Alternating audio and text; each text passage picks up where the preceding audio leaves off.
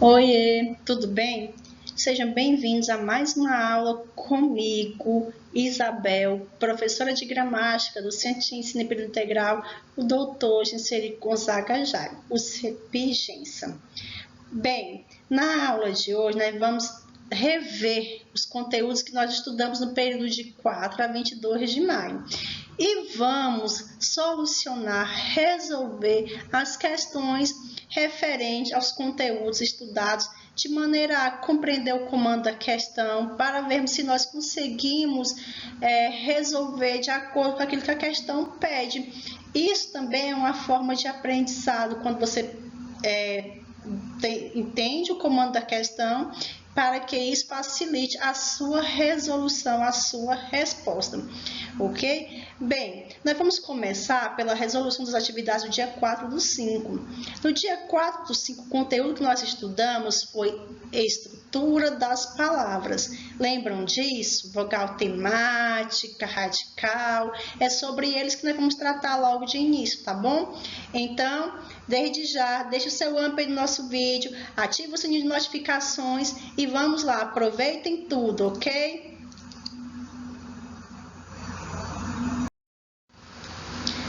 Bom, a primeira questão diz o seguinte: faça um resumo sobre os tipos de morfemas estudados na aula de hoje. O que é o morfema, não é, gente? O morfema é a menor partícula de significação de uma palavra e ele se divide entre radical, vogal temática, desinências, afixos, vogais e consoantes de ligação. Certinho? Então, vamos começar falando do radical. O que é o radical? O radical é a base, é o núcleo da palavra, é a partir dele que nós iremos formar outras palavras. Ou seja, o radical ele faz parte da palavra primitiva e através dele nós teremos outras palavras, que são as palavras derivadas. Após o radical, nós vamos ter a vogal temática. Nós temos dois tipos de vogal temática. A vogal temática pertence ao verbo, verbais, que é a, e, i, se referem às terminações dos verbos de tempo infinitivo, né? Primeira conjugação, segunda e terceira conjugação. E nós temos as vogal temáticas nominais, a, e, o, que são as que pertencem aos adjetivos e aos substantivos, trazendo para eles aí a ideia de gênero e de número, ok? Quando eu junto vogal temática e radical, eu tenho um outro morfema, que é o tema. Tema é a junção do radical à vogal temática. Por exemplo, radical de carro é car, vogal temática o. Quando eu junto o K mais o O, eu tenho carro. Carro é o tema. Tranquilo? Outro tipo de morfema é os afixos. Os afixos são o quê? São as partículas que eu junto ao radical antes ou após. Quando eu coloco antes, eu tenho um prefixo. Quando eu coloco após, eu tenho um sufixo. Além dos afixos, eu tenho as desinências. Eu tenho a desinência de modo e tempo e a desinência de número e pessoa. Modo e tempo, ela me diz o modo e o tempo verbal. Número e pessoa, ela me diz em que pessoa do discurso, se é primeira, segunda ou terceira. E em que número, se é singular ou plural. E além deles, eu ainda tenho as vogais e as consoantes de ligação, que são o quê? Elas servem apenas em questão estrutural, elas garantem a formação sonora da palavra, ou seja, é uma maneira de deixar a sonoridade de certas palavras mais agradáveis. Tranquilo para vocês? Então, vamos ver a próxima questão.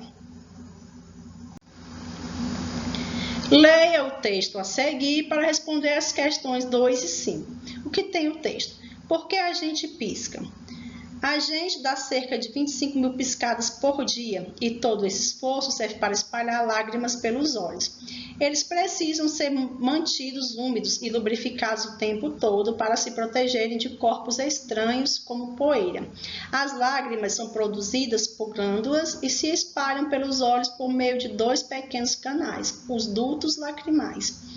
Por dia, uma pessoa adulta produz de 1 a 2 litros de lágrimas, sem contar as derramadas no choro. Haja piscada para dar vazão a esse aguaceiro. Tem algumas palavras desse texto aqui que eu vou marcar aqui para a gente, vou destacar.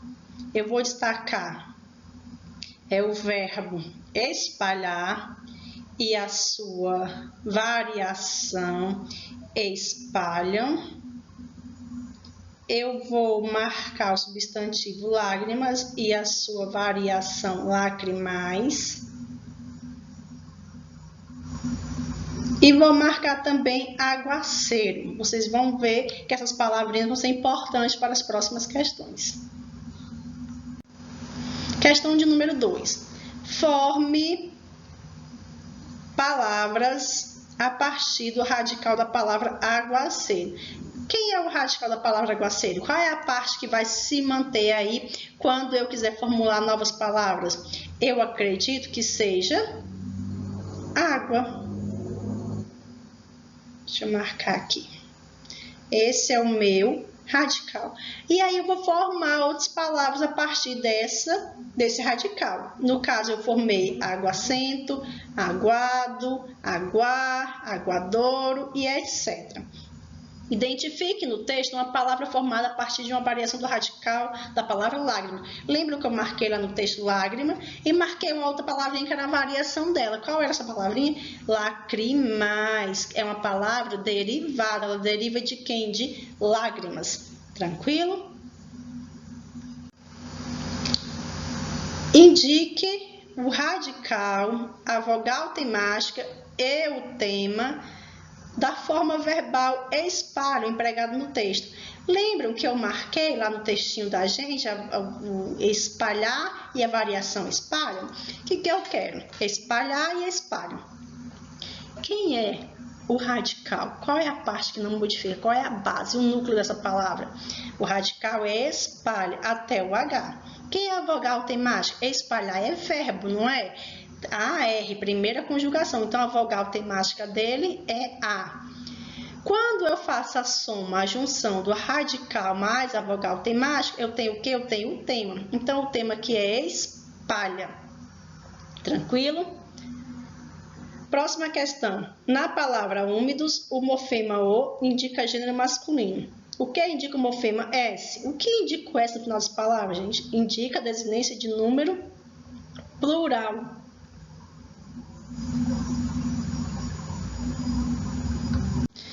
Agora a próxima questão, questão de número 6. Leia a tira abaixo de Adão e tu rusgaralho. Vamos ler a tirinha? Eu estava insatisfeito com minha aparência pessoal. Então fiz várias plásticas. Agora estou insatisfeito com minha aparência impessoal. A tira provoca humor por meio de um jogo entre as palavras pessoal e impessoal. O que acontece? Qual é o significado do prefixo in na palavra impessoal? Vamos pensar da seguinte forma. O prefixo in, ele é usado como um prefixo de negação. Por exemplo, possível, impossível, ou seja, não possível. Permeável, impermeável. Quer dizer, permeável, que pode ser transpassado pela água, impermeável, aquilo que não pode ser transpassado pela água. Então, nesse sentido, nós percebemos que o in é um prefixo de negação. Significa não. No contexto, ele foi utilizado para dizer que a personagem já não se via como uma pessoa. Então, impessoal aí no sentido de que, por causa das plásticas, ele já não se conseguia perceber em sua aparência uma pessoa. Ele ficou transformado. Bem, agora nós vamos iniciar a correção das atividades do dia 11. Na aula do dia 11, nós falamos sobre os processos de formação das palavras. Processo de derivação, processo de composição, estrangeirismo, onomatopeia, hibridismo, lembram disso? É sobre eles que nós iremos tratar agora. Vem comigo. Bem, a primeira questão da atividade do dia 11 dizia o seguinte: faça um resumo sobre os processos de formação de palavras estudados na aula de hoje. O processo de palavras que nós vimos foram a derivação, e aí nós vimos que a derivação ela pode ser prefixal, quando tem um prefixo antes do radical, ela pode ser sufixal, quando tem um sufixo após o radical, ela pode ser prefixal e sufixal, quando ela tiver o prefixo antes do radical e o sufixo após o radical simultaneamente. Ela pode ser parassintética, quando ela tem o prefixo antes e o prefixo depois, porém não simultâneos.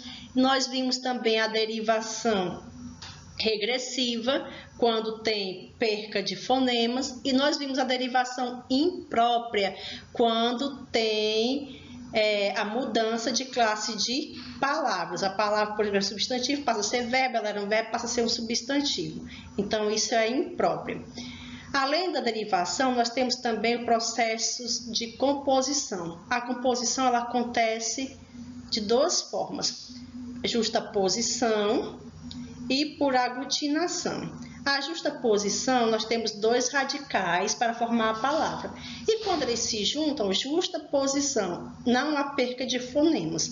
Já na aglutinação, os dois radicais, eles se unem. E ao se unir, nós vamos ter aí percas de fonemas, ou seja, vamos ter percas de sons e letras. Além deles, nós vimos também o hibridismo, que é o quê? São palavras formadas por radicais de origens diferentes. Origem greco e origem latina, espanhol e latino. Nós vimos também a onomatopeia, que é a reprodução escrita dos sons. Nós vimos também o estrangeirismo, que é o que, digamos assim, é o aportuguesamento de palavras estrangeiras que entram na língua portuguesa através do costume. Nós acabamos usando essas palavras devido ao costume. A gente tem contato com pessoas de outra língua, as pessoas vão falando e nós vamos aportuguesando essas palavras para nós, certinho? Feito o resumo na primeira questão, a questão número 2 diz o seguinte: leia atentamente o cartoon abaixo. Ilícito. O que dá para perceber aqui? Que nós temos aqui a palavra lícito, que é a palavra primitiva, e a ela vai se unir um prefixo, que é o i. E aí vamos ter uma palavra derivada, o ilícito.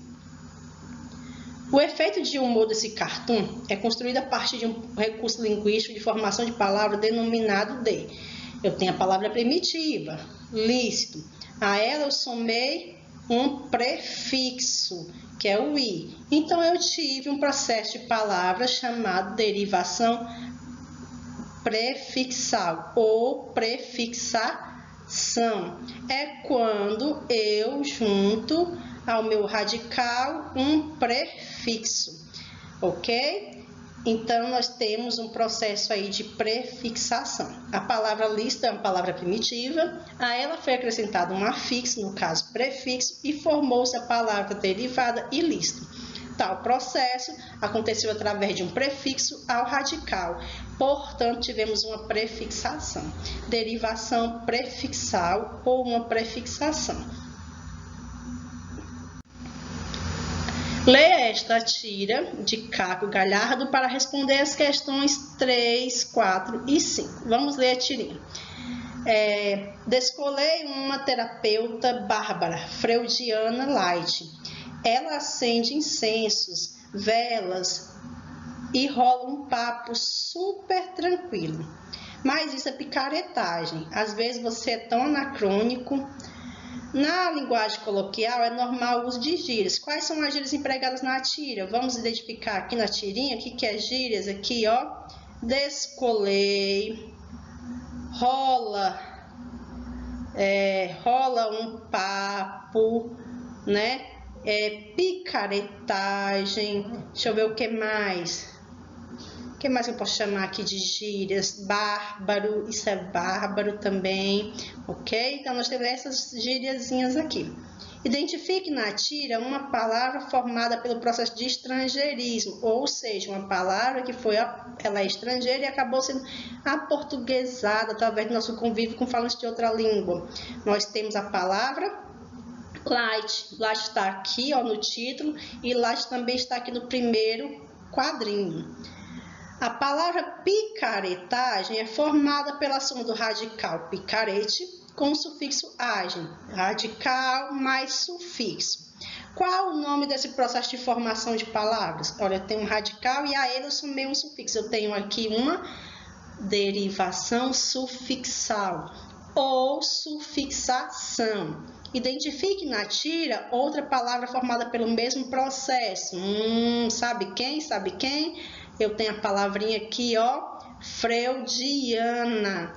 O que acontece? Eu tenho o radical Freud e a ela foi somado o sufixo iana.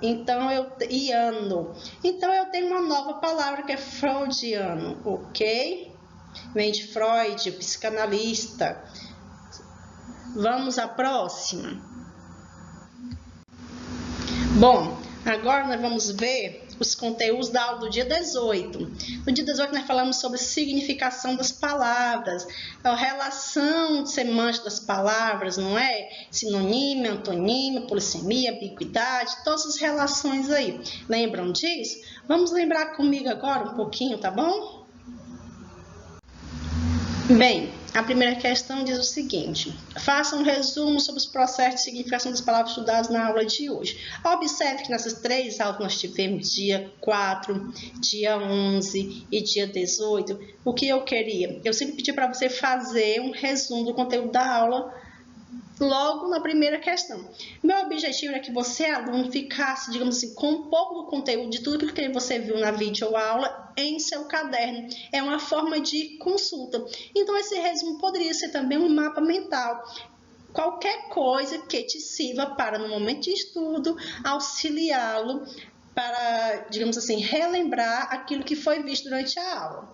Então, vejamos. Na aula de 18, nós falamos de semântica, que é o estudo das relações das palavras.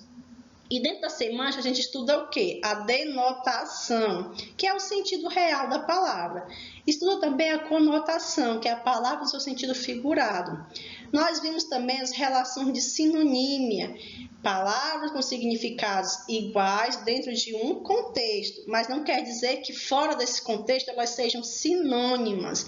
Nós vimos também a relação de antonímia, que são palavras com significados diferentes dentro de um contexto. Nós vimos também as relações de homonímia, que é o quê? São palavras que, embora possuam significados diferentes, apresentam a mesma estrutura fonológica, ou seja, apresentam o mesmo som. E pode também apresentar a mesma escrita. Tranquilo para vocês? Nós vimos também as palavras parônimas, a paronimia, palavras que possuem significados diferentes, porém semelhantes na pronúncia e na escrita. Olhem que eu falei semelhantes. As homônimas, elas têm a mesma estrutura, ou seja, elas são idênticas, iguais. Aqui eu falei em semelhante. A polissemia, uma mesma palavra pode apresentar vários significados, dependendo do contexto.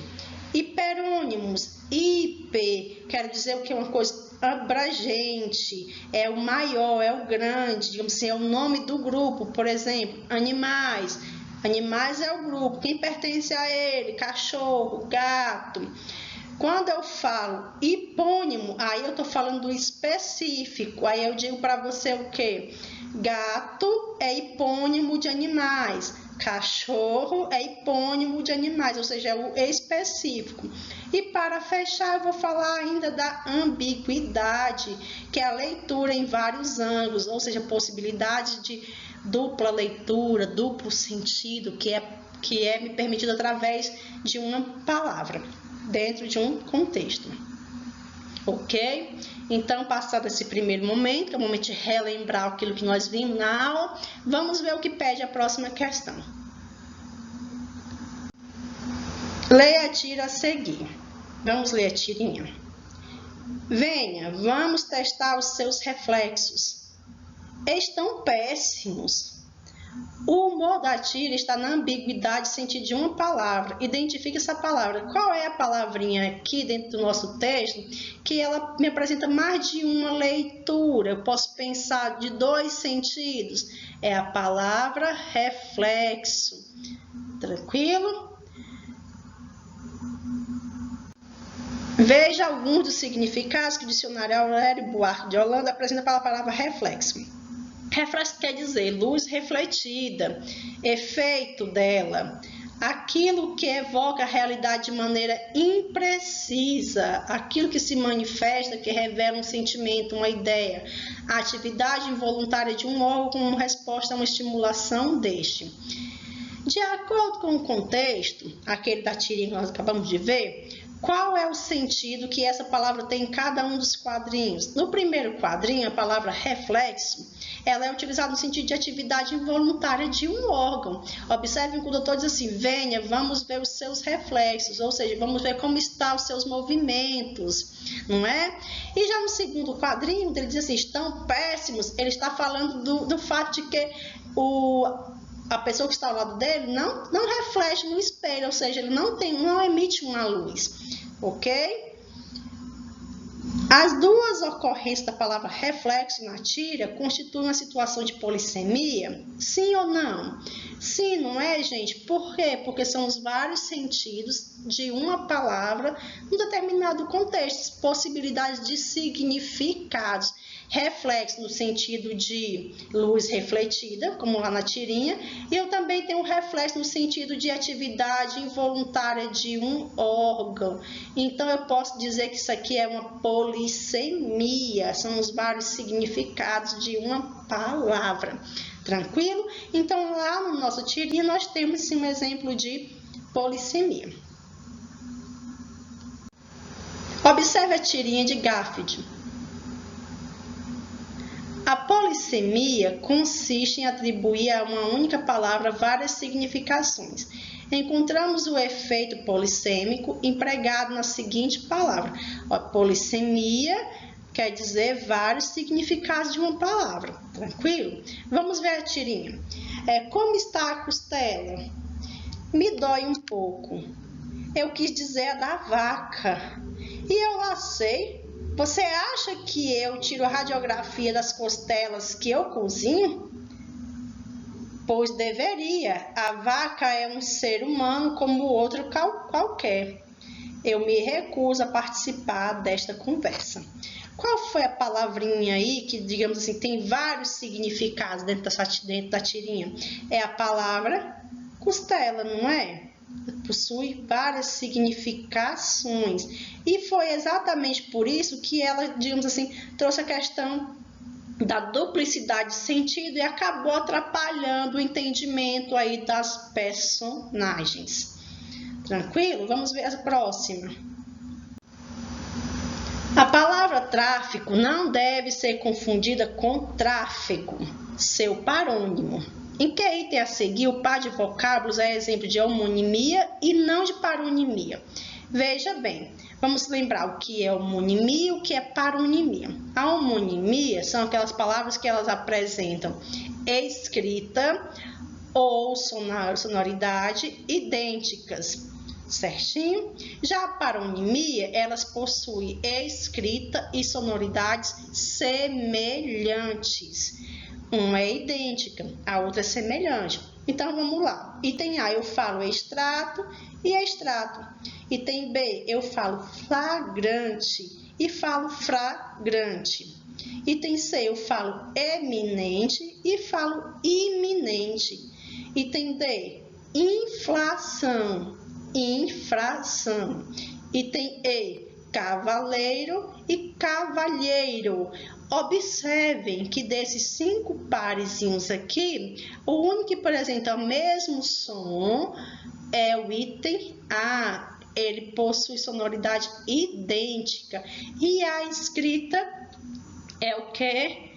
Semelhante, não é igual. E os significados? Diferentes, não é isso? Mesmo caso acontecem aqui, ó, com os parônimos. Eles possuem o que? Eles possuem sonoridade semelhante, escrita semelhante e significados diferentes. Então, vejam, a nossa resposta correta é o item A. Extrato e extrato possuem a mesma pronúncia, a sonoridade é idêntica. Logo, não pode ser parônimos, mas sim homônimas. E são homônimas homófonas. Som igual e escrita diferente. E significados diferentes também. Nos demais exemplos, temos palavras parônimas, ou seja, são palavras que são escritas e pronunciadas de forma parecidas e apresentam significados diferentes. Ficou tranquilo para vocês? Deu para vocês entenderem? Bem, assim chegamos ao fim da nossa correção. Eu espero que eu tenha conseguido sanar as dúvidas de vocês. Espero que essa videoaula ajude vocês a compreenderem da melhor forma possível todo o conteúdo estudado até aqui. E no mais, eu quero agradecer-los pela paciência e pedir para que você deixe o seu up lá no vídeo e te dizer que nesse momento você tem que aproveitar toda e qualquer forma de conhecimento. Estudem, se cuidem, cuidem de seus amigos, de seus parentes, tratem todo mundo com amor, que é momento para isso, e no mais, sejam amor. Beijo e até a próxima, se Deus quiser, logo logo.